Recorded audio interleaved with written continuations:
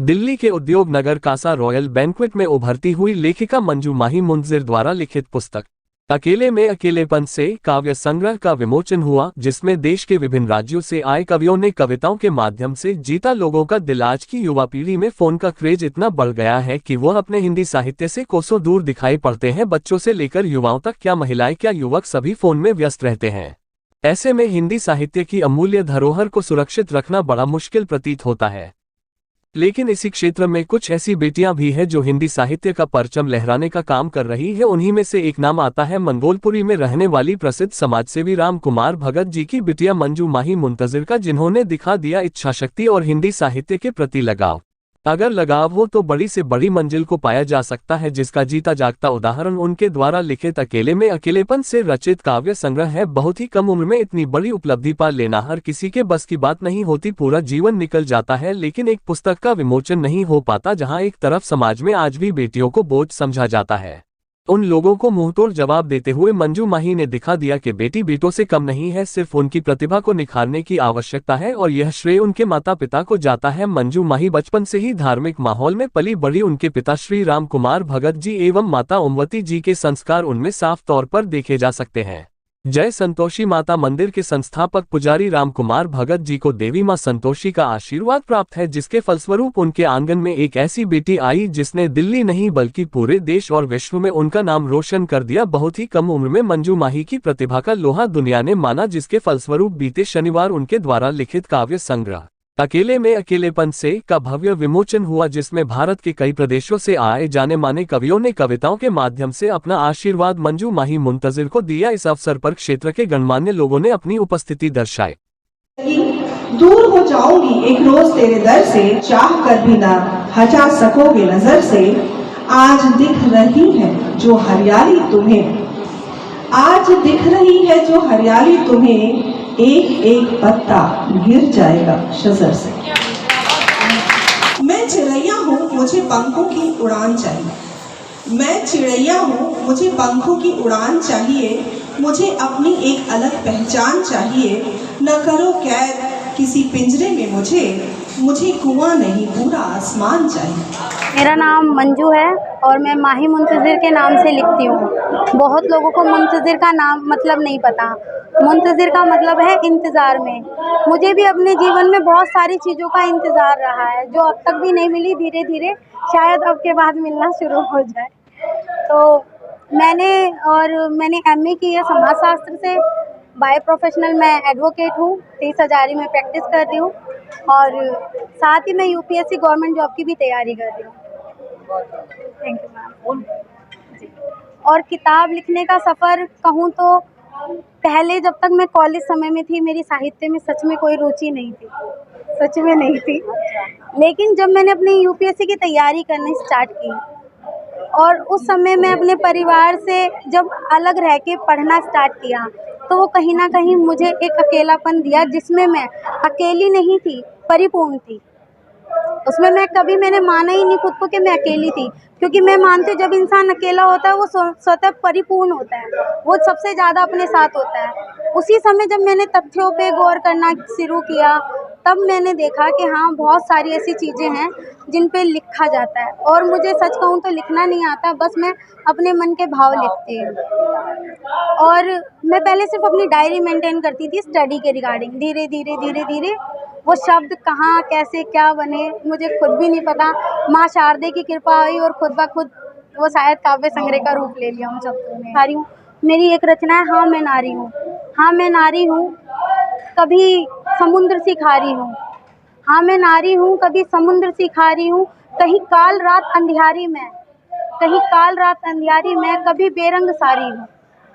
मतलब लोग जो है हमें कभी दुर्गा माता का नाम दे देते हैं, फिर हमें द्रौपदी जैसे भरी सभा में बेइज्जत भी कर देते हैं, हमारी कोई इज्जत भी नहीं है। तो मैं हर पक्ष को देख के लिखती हूँ। मेरे मन में जो भाव आते हैं वो किसी एक पक्ष के लिए नहीं आते, पॉजिटिव नेगेटिव हर पक्ष के लिए आते हैं। माही की ये पहली पुस्तक है, लेकिन आप यहाँ देखें कि इस कार्यक्रम में जो ऑडियंस है उसमें ज़्यादातर लोग युवा लोग हैं। ये एक आशा की किरण है कि युवा लोग जो हैं वो भी साहित्य की ओर जुड़ रहे हैं। और आज जो समाज में नफरत फैली हुई है वो इस मोहब्बत से दूर होगी। साहित्य जो है मोहब्बत देता है, और जो माही ने किताब लिखी है उसकी जो रचनाएं हैं वो भी एक अच्छा वातावरण पैदा करने के लिए सहायता करेंगी, और मैं उनको बहुत मुबारकबाद देता हूँ। और आज मुझे बहुत खुशी है कि मैं माही मुंतज़िर जी के कार्यक्रम में आई हूँ। उनकी पहली किताब का आज लोकार्पण हुआ है, और खुश हूँ इसलिए कि देखिए हम सब लोग लिखते हैं, लेकिन किताब के रूप में किसी पुस्तक का आना ये किसी लेखक के लिए बहुत बड़ी बात होती है। हम लोग कितने वर्षों वर्ष लग जाते हैं। मैं ऐसे बहुत सारे पुरुषों को जानती हूँ, महिलाओं को जानती हूँ जिनकी एक भी पुस्तक नहीं आ पाती, वे ताउम्र लिखते रहते हैं। किसी भी पुस्तक का आना, मेरा ये मानना है कि पुस्तक का आना अर्थात हमारे भाव, हमारे विचारों का इतिहास के रूप में संकलित हो जाना।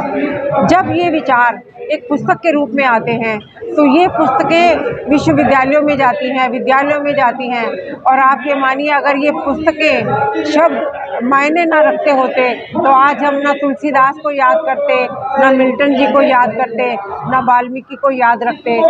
मैं डॉक्टर पुष्पा सिंह विसेन एक वरिष्ठ साहित्यकार हूँ और नारायणी साहित्य अकादमी की राष्ट्रीय अध्यक्ष हूँ।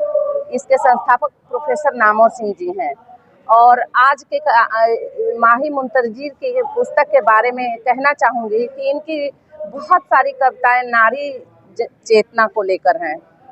महिलाओं की समस्याओं पे इन्होंने ज़्यादा मतलब प्रकाश डाला है, किस किस तरह से विसंगतियों से महिलाओं को गुजरना होता है। एक बहुत अच्छा प्रयास किया है, और इनकी पहली रचनाएं पुस्तक का आकार लेकर साहित्य जगत में अपनी उपस्थिति दर्ज करा रही हैं। ये बहुत ही गर्व की बात है, और एक अच्छा प्रयास किया है। आगे भविष्य में और अच्छा लेखन करें, उनको बहुत बहुत साधुवाद देते हुए मैं अपनी बात समाप्त करती हूँ। जय हिंद। जो आज मेरी बेटी ने ये जो किताबें लिखी है, ये एक नारी जाति के लिए, नारी कौम के लिए, प्यार के लिए, एक नवयुग बच्चों को आगे साहित्य में डालने के लिए बहुत बढ़िया काम किया है, और उसके लिए हम बहुत खुशी हैं, बहुत धन्यवाद देते हैं। और जितने भी कवि और साहित्यकार हमारी बेटी के इस उपलक्ष्य में पधारे हैं, मैं सबको धन्यवाद देता हूँ। आप जिस क्षेत्र से आते हैं वहाँ कहीं ना कहीं बेटियों को कमतर आका जाता है, लेकिन आपने एक बड़ा प्रयास किया जिसके फलस्वरूप एक पुस्तक का विमोचन हुआ। इसके बारे में थोड़ा। हाँ, ये मेरी बेटी एक बहुत ही शुरू से ये एक लेखक के रूप में आना चाहती थी, और आज उसने इस लेख के जरिए से पूरे साहित्यकार को और साहित्य को, कवियों को और हमारे को भी मुक्त कर दिया है। अब बहुत ही बढ़िया है, मैं इसके लिए बहुत खुश हूँ। आज मंजू माही मुंतज़िर की किताब अकेलेपन से के लोकार्पण समारोह में औरों के साथ उपस्थित हूँ। बहुत अच्छा लग रहा है। हालात ये हैं कि देखकर सब कुछ यहाँ पर देखता कोई नहीं, देखकर सब कुछ यहाँ पर देखता कोई नहीं, इस शहर की खासियत है बोलता कोई नहीं। सब चले जाते हैं गुमसुम अंधी खाई की तरफ, रास्ता एक दूसरे से पूछता कोई नहीं।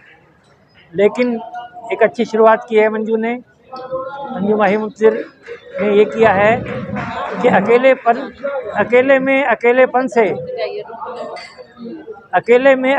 से जब ये बात करती है तो दुनिया से, ज़माने से बहुत सवालात करती है, और इस शायरी के माध्यम से, किताब के माध्यम से हम सबसे साझे अपने जज्बात करती है। वकालत का पेशा है इनका, लेकिन इस किताब के माध्यम से नारी शक्ति की एक प्रवक्ता बन के आज सामने आई है, और उनका पक्ष लेकर, एक सकारात्मक पक्ष लेकर हमारे सामने आई है। ये हम सब के लिए गौरव का विषय है। पहली किताब है, और युवा भारत में ऐसे युवा प्रवक्ता का होना अपने आप में एक संभावना जगाता है। हम सब की ओर से बहुत बहुत शुभकामनाएं।